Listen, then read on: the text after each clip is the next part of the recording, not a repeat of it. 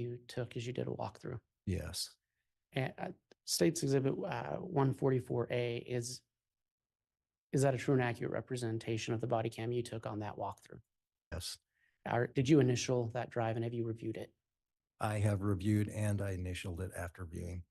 Your Honor, I'd ask that State's Exhibit 144A be entered into evidence. No objection. All right, Exhibit 144A is admitted. And may I publish? You may.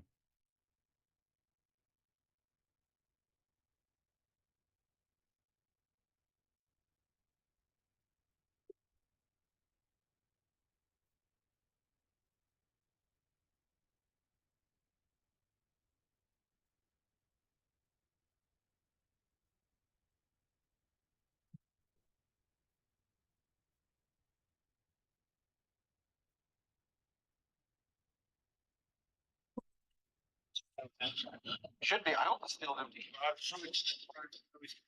Okay. I don't think so.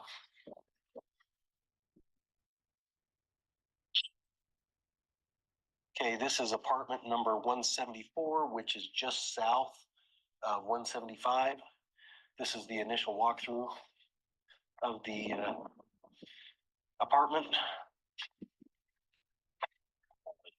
This door was hit on a no-knock warrant. This is the door, and the door jamb was destroyed upon the entry. No one came to the door. The front room.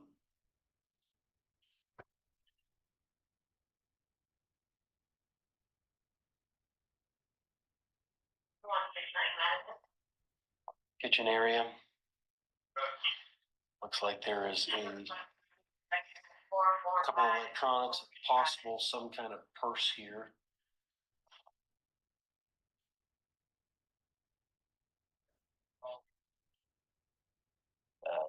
Here is looks like several credit cards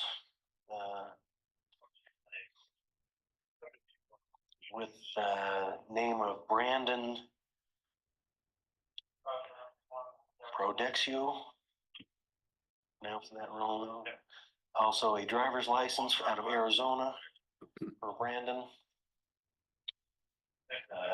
Coming around more. Detective, you recently testified about finding a large amount of credit cards for Brandon Boudreaux. Yes. I believe there you may have mispronounced his name. Is that? I surely did. But it was Brandon. I'm not saying that to make fun of you. It is the same. For purposes of identity, it was Brandon Boudreaux. Okay. And Your Honor, I'm done with this exhibit. Okay.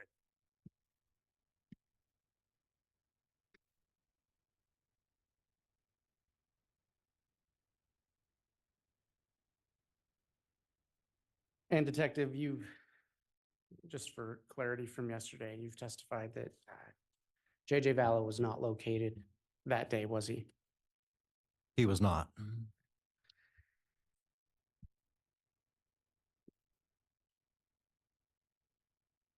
To your knowledge, did the search for JJ Vallow ever extend into a search to include Tylee Ryan as well?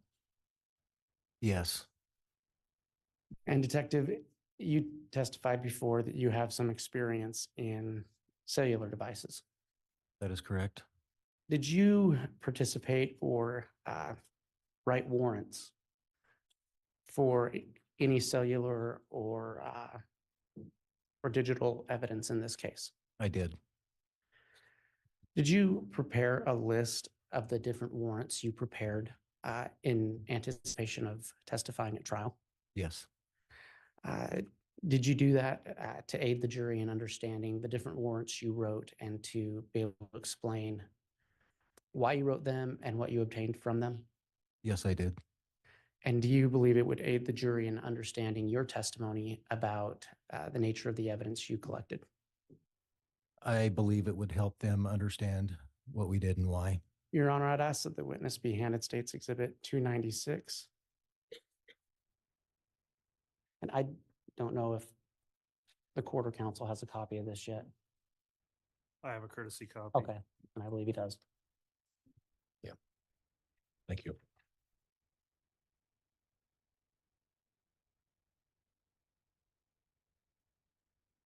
I do have a copy. Thank you.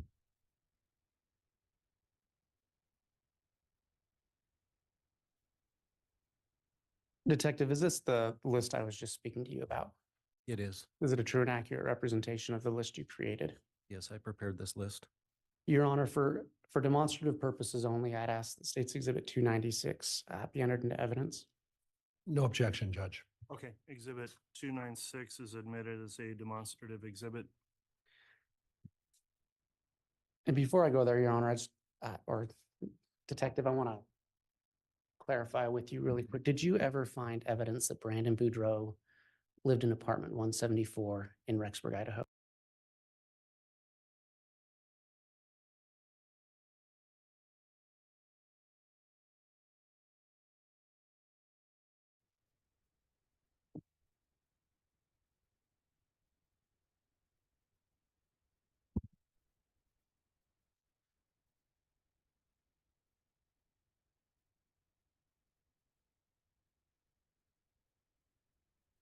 Detective, approximately how many search warrants did you obtain for electronic or digital evidence in this case?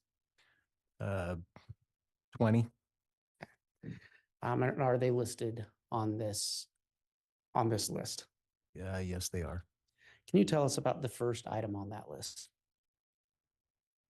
Yes, so 2019-77 was the first warrant that I had wrote. This was for the known phone number that we had originally had contact with Lori Vallow.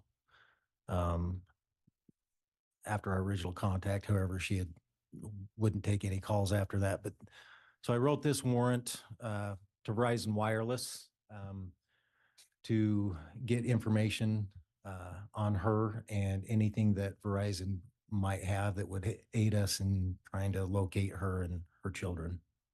All right. And did you obtain any useful information from that warrant? Yes. What was that? So just if I may, just kind of give an overview of, if I may, from 77, can you lower it down past 53 just a little bit? So 77 through 61, just so if I may, this was all pre-finding the children. So these were all done in attempt to locate where the kids were or Lori was. And so I just wanted to clarify that these are going to be all grouped, if you will, in that aspect. Thank you. And since you brought that up, the numbers on the left, is there a method to the numbering of those warrants? So at least where I'm from, Madison County, Sure. the way warrants are issued, the first number has to do with the year, then the dash, and then the second number is what warrant was in accession, whether it me, someone else that got a warrant. So it'd be at the first year, it'd be 1, 2, 3, 4, and so on throughout the year. All right. Okay. Thank you. And so going back to the top of the list, what useful information did you obtain from that warrant? So as a result of that warrant, it led to the next warrant because we were able to get a return from Verizon saying, these are some of the names and email addresses that would have been associated with that first number. So then, as it shows here, we wrote 86 in 2019 because we were able to obtain these email addresses. As you can see, 3 of them were Gmail accounts, which in some ways is very useful to us in trying to identify and find somebody. Okay. How How does that help you find someone? So, kind of in a nutshell, anytime someone uses social media or a Gmail account or has any kind of account that would associate them with the internet, and Google is very good at keeping track of people. And so when you use a Gmail account or you're logged on to your Google account, they are very good at keeping record of what you do and when you do it and where you are. So Gmail's, and that goes for other mail accounts as well. In regard to Google accounts, and is it true that Google runs several different apps that can be on a phone? Yes. And you testified Google keeps track of people, or I shouldn't say of people, but of the devices that their apps are loaded on. Yeah, they keep track of the accounts that people set up, who they are, or who set them up. It's vital information that might help us especially in this case, if there were other phone numbers associated with that Google account.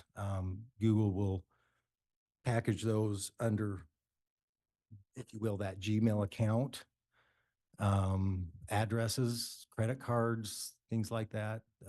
Google will, if you log in from a device to your account, whether it's a computer, cell phone, whatever, they'll make note of that and link that to your account. And in terms of the Google location services that they keep track of, are you aware if an individual can opt out of the geolocation tracking? So there is an option through Google. If you so desire, you can turn off your location services, which would keep Google from keeping that information. So under search warrant 2019-86,